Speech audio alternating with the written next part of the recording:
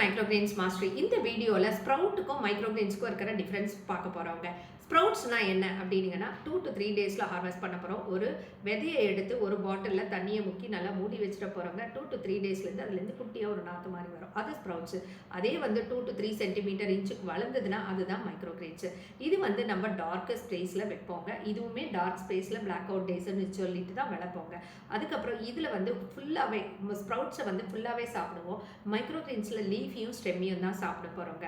And இதில் பார்த்தீங்கன்னா சத்து இருக்குங்க. ஆனால் மைக்ரோகிரெயின்ஸில் 40x மோர் நியூட்ரிஷனல் வேல்யூ இருக்குது. மினரல்ஸு, விட்டமின்ஸு, எல்லா anti oxidants, anti inflammatory properties எல்லாமே இருக்குது.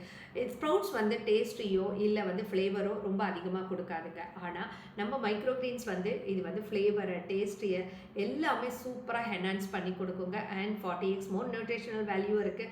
ஸோ ஹெல்த்தியாகவும் நமக்கு இருக்குங்க. அண்ட் இந்த ஸ்ப்ரவுட்ஸை நம்ம வளர்க்குற போது அதிகமாக இதுலேயும் பெஸ்ட்டு ஃபர்டிலைசர் அதெல்லாம் கிடையாதுங்க. மைக்ரோகிரெயின்ஸ்லேயும் பெஸ்ட்டு ஃபர்டிலைசர் அதெல்லாம் எதுவுமே கிடையாதுங்க.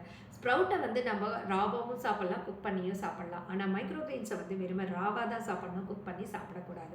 ஸோ இதுதாங்க சூப்பரான விஷயங்க.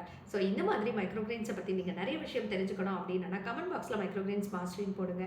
நாங்கள் எங்களோட ட்ரைனிங் செஷனை பற்றி உங்களுக்கு சொல்கிறோம். அதுக்கு முன்னாடி மறக்காமல் ஃபாலோ பண்ணிக்கோங்க, லைக் பண்ணுங்கள், சப்ஸ்கிரைப் பண்ணுங்கள், ஷேர் பண்ணுங்கள்.